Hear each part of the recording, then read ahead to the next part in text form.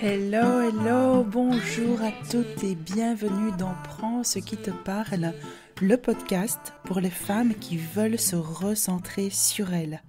Alors pour le moment, nous sommes dans une série sur la philosophie du yoga.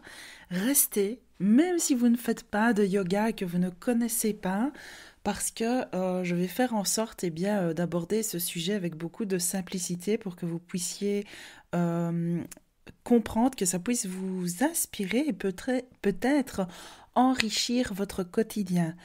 Alors, il y a eu un premier épisode la semaine passée où je vous introduisais un peu tout ce concept-ci.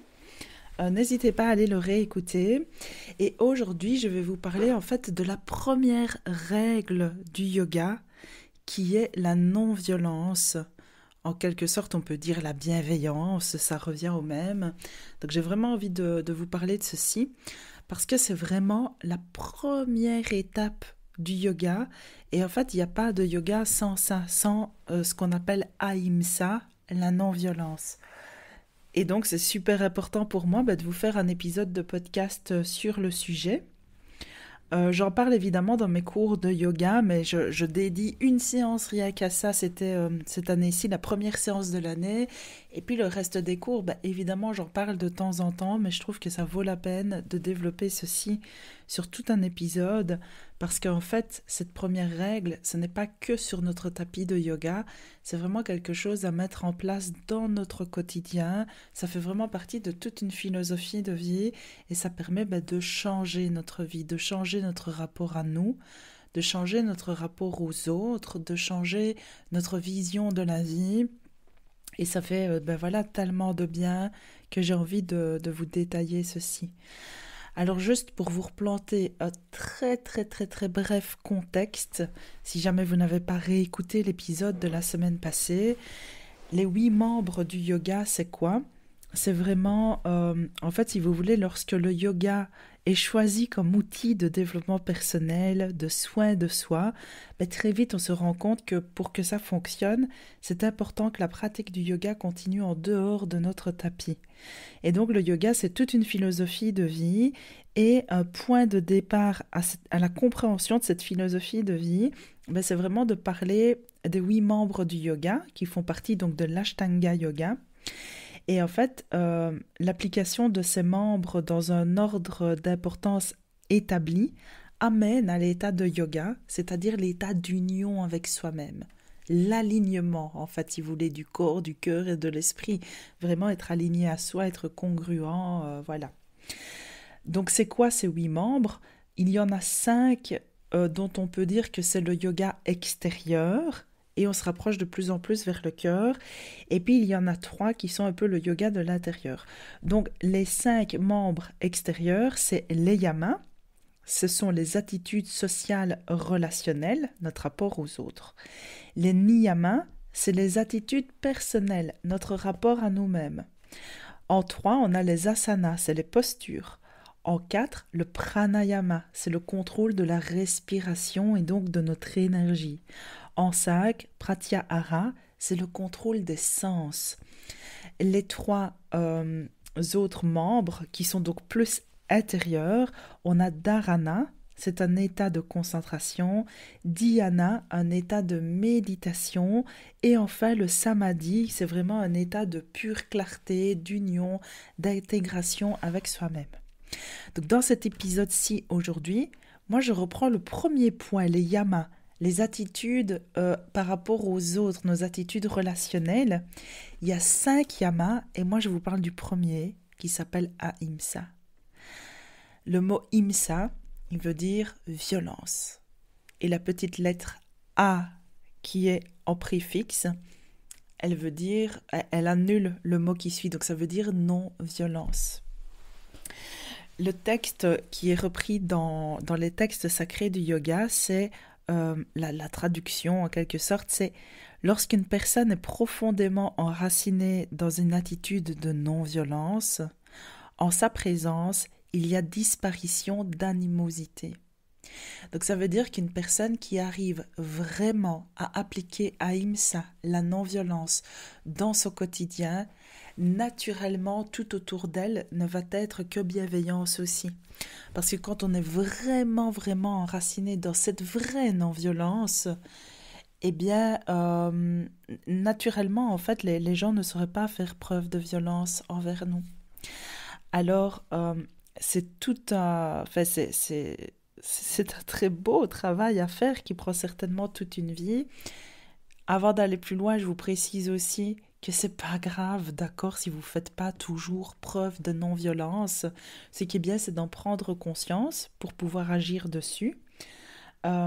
L'idée, c'est certainement pas de culpabiliser parce que ça n'a jamais aidé à avancer, mais juste prendre conscience, se pardonner et avancer. La non-violence dans le yoga, on dit qu'elle est aussi bien dans nos actions, évidemment. Hein. La non-violence, c'est le fait de ne pas pousser, de ne pas cracher sur quelqu'un, de ne pas se battre, etc. Mais c'est aussi dans nos mots, le choix des mots qu'on utilise. Et non, toutes les vérités ne sont pas bonnes à dire. Et y a vraiment un travail à faire sur la parole, sur la communication. Pour moi, ça rejoint énormément aussi le premier accord Toltec, que ta parole soit impeccable. Pour moi, ça revient vraiment à cette non-violence. Et enfin, la non-violence, elle est aussi dans nos pensées. Donc pour le yoga, tout ça, tout, aussi bien nos actions, nos paroles et nos pensées, ça a le même karma, en fait, si vous voulez.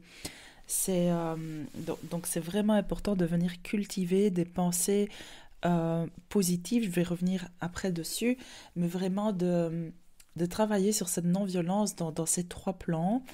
Et cette non-violence, même si là on est dans les yamas, donc c'est-à-dire dans les attitudes envers les autres, cette non-violence, elle commence quand même envers soi-même.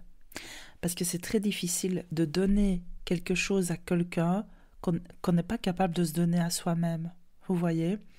Donc vraiment, pour travailler là-dessus, l'idée, c'est de surveiller voilà, nos actes, nos paroles et nos pensées. Donc vraiment, essayer de... Quand on prend conscience qu'on a une pensée un peu violente du style je suis nul, je suis moche, ou des pensées un peu jugeantes envers les autres, où on se met à juger leurs choix, leur habitude de vie, leur comportement, tout ça, c'est des pensées. Alors le mot violent, je sais qu'il est extrême, mais il reprend vraiment toutes les choses qui ne sont pas dans la bienveillance. En fait, vous voyez, un jugement, forcément, c'est considéré comme violent, même si il peut y avoir pire, vous voyez ce que je veux dire. Mais c'est vraiment cette idée-là de travailler là-dessus.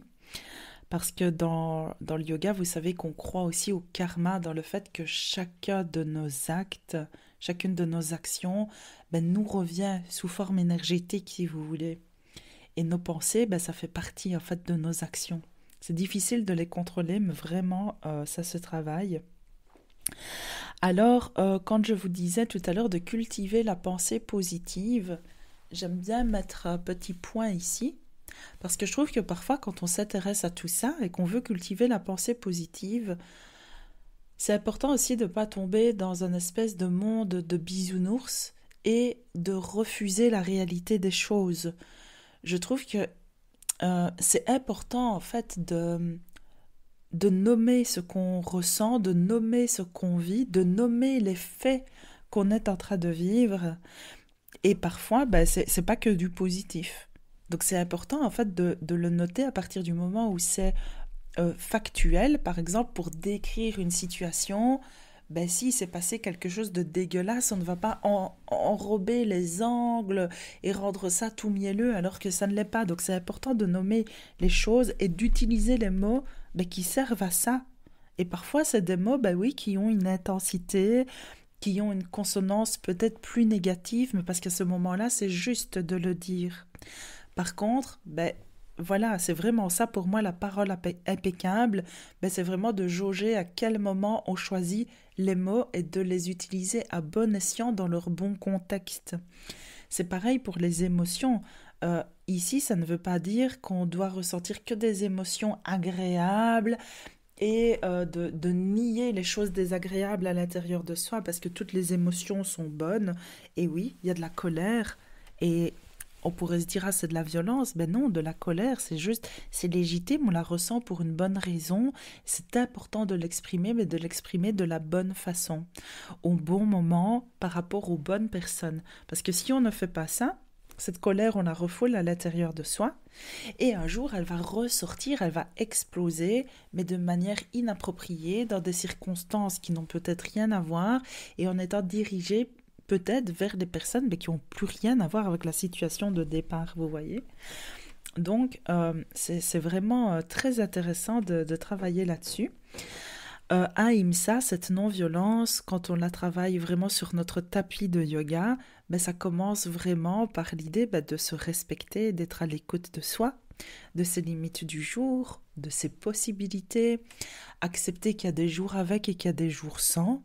Alors les jours sans, ça ne veut pas dire qu'on doit ne rien faire et sauter sa séance de yoga, ça veut dire qu'on va y aller mais avec plus de douceur, qu'on va peut-être accepter s'il y a des émotions, de les laisser sortir, qu'on va peut-être se reposer un peu plus dans notre séance, mais on l'a fait quand même, vous voyez. Et puis les jours avec, se dire, ok, aujourd'hui je suis capable peut-être d'aller un peu plus loin, peut-être de faire une série de plus. Voilà, donc c'est vraiment ça, c'est vraiment l'écoute de soi, accepter qu'il y a des jours où il y a des douleurs et ça ne sert à rien de forcer dessus. Donc vraiment s'accueillir avec sincérité, avec vulnérabilité, avec respect, avec douceur, tout ça, ça fait partie de Ahimsa et ça se répercute dans notre vie, envers nous-mêmes, envers les autres. La dernière chose que je veux vous dire, et puis après ce sera déjà terminé pour cet épisode-ci, parce que je veux que ce soit des épisodes assez courts, c'est que, encore une fois, quand on travaille sur Ahimsa, sur la non-violence, on s'imagine que ça veut dire, je vous l'ai déjà dit un peu tout à l'heure, qu'il y a des personnes qui tomberaient un peu dans un monde de bisounours, où il faut dire que les choses positives et les dire qu'avec un langage, avec des mots vraiment très très gentils et faire plein de compliments. Ben non.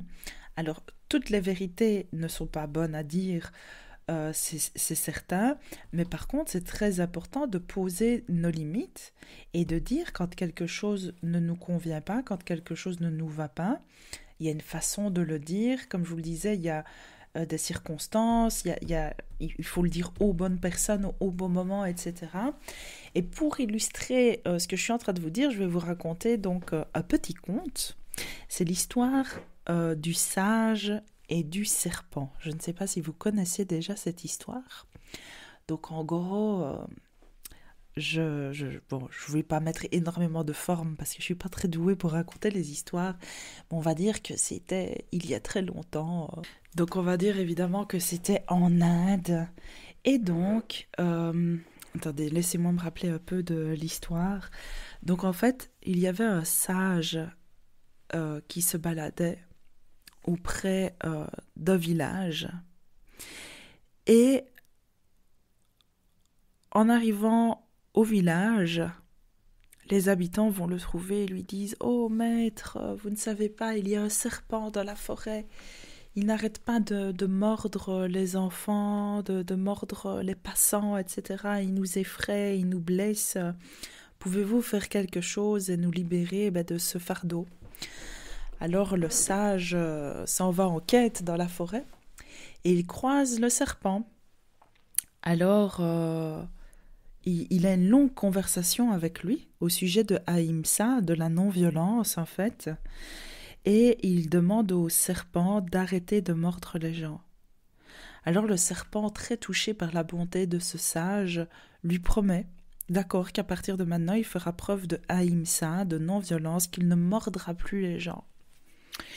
Et des années plus tard, le sage repassa encore auprès de ce village et auprès de cette forêt, et il tombe sur le serpent, complètement enroulé sur lui-même, cabossé, blessé. Il était vraiment apeuré derrière une grosse pierre comme ça, il était en repli sur lui-même.